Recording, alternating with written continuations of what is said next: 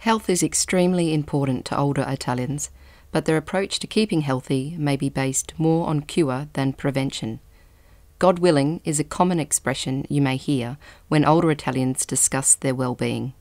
Often Italians feel more comfortable visiting the hospital rather than their doctor when they are ill. This is because they feel the hospital can provide more of a thorough analysis of their illness. They may look for specialists and highly regard their opinions, but may consult only a few of them to verify a correct diagnosis. Many may submit to any required tests, but might prefer to get these done at the hospital. Some may feel that allied medical services, like physiotherapy, speech therapy, acupuncture or counselling, aren't as effective as prescribed medicines, but they'll give these therapies a go if their family, friends or doctor insists.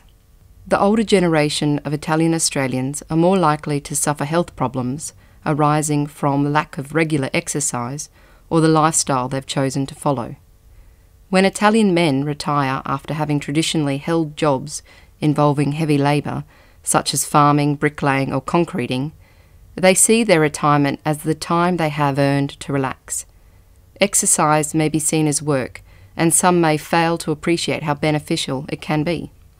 Italians tend to display the same health conditions as many other people with Mediterranean ancestry. Diabetes and obesity are more common in older Italian women than men.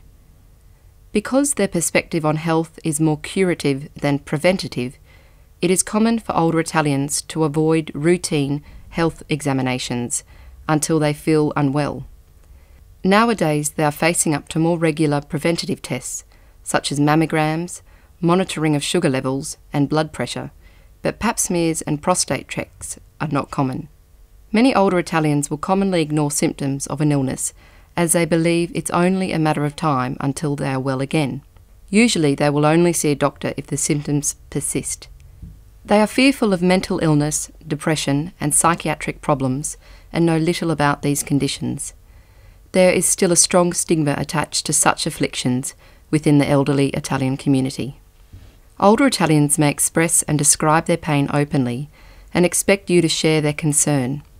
So it's important to acknowledge that you understand how they feel and reassure them. When in pain, they're reluctant to be left on their own to deal with it. Having their loved ones around to provide physical and emotional support is vital to their recovery.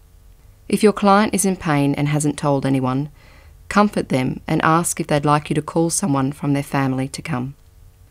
Some older Italians can be very superstitious.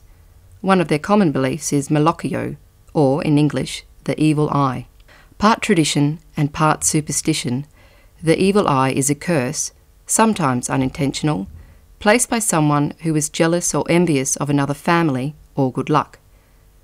According to the belief, this curse then manifests itself as misfortune, usually in the form of an illness or financial woes.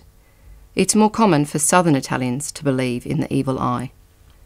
Older Italians fear cancer, and if someone in the family is dying from it, many families will opt not to tell them. Family members strongly believe that telling the truth will cause their loved one to give up hope and lose the will to live.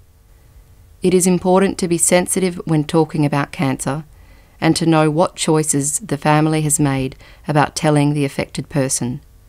Euthanasia is strongly condemned in the Italian culture as it is seen as going against the will of God. In communicating on sensitive health issues, it's a great advantage for a carer to be bilingual. By not understanding the treatment for some illnesses and being reluctant to receive health services, older Italians may be taking medication but not receiving other supportive treatment like physiotherapy. It is challenging for a carer to encourage a client to seek out other available health services, but may be easier if you can give them information in their own language. Back this up by giving the same or more information to younger family members in English so they can talk over the options with your client later.